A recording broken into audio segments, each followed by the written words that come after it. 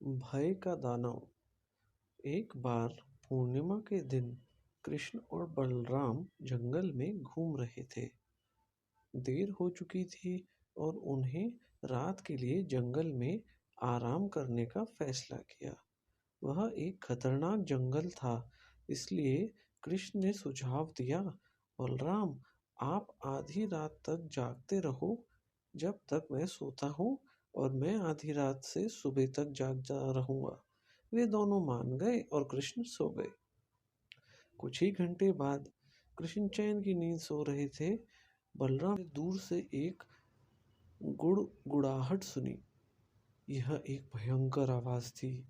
वह आवाज की ओर थोड़ा और आगे बढ़े। जब उन्होंने देखा कि एक विशाल राक्षस उनके पास आ रहा है। राक्षस फिर से घुर्राया। बलराम बहुत भयभीत हो गए। वे भय से कांपने लगे। हर बार जब भी वह राक्षस घुर्राता, बलराम और डर जाते और वो राक्षस का आकार और बड़ा हो जाता। राक्षस की आवाज आकर और भयानक गंध से भयभीत होकर बलराम चिल्लाए, कृष्ण कृष्ण, और वे जमीन पे बेहोश होकर गिर गए। पुकार से उठे कृष्ण ने ध्वनि का पीछा करते हुए वहां पहुंचे और बलराम को वहां जमीन पर सोते हुए पाया। कृष्ण ने सोचा, अब पहले की मेरी बारी आ गई होगी, और वह टहलने लगे। धीरे धीरे कृष्ण के पास खड़े राक्षस को एहसास हो गया। राक्षस कृष्ण पर घुर्राया। आप क्या चाहते हैं? कृष्ण ने निडर होकर पूछा। राक्षस का आकार छोटा हो गया। वह अपने आकार से आधा हो गया। आप यहाँ पर क्या कर रहे हैं? कृष्ण ने पूछा। अब राक्षस सिर्फ 2 इंच लंबा रह गया और वह ये सब बहुत प्यार और मनमोहक लगने लगा। कृष्ण ने उससे अपने हाथ में लिया और अपनी जेब में रख लिया। रात बीत गई और सुबह बलराम जाग गए। बलराम ने कृष्ण को देखा और खुशी से चिल्लाए, कृष्णा कृष्णा, आप नहीं जानते कि जब आप सो रहे थे एक भयानक बात हुई।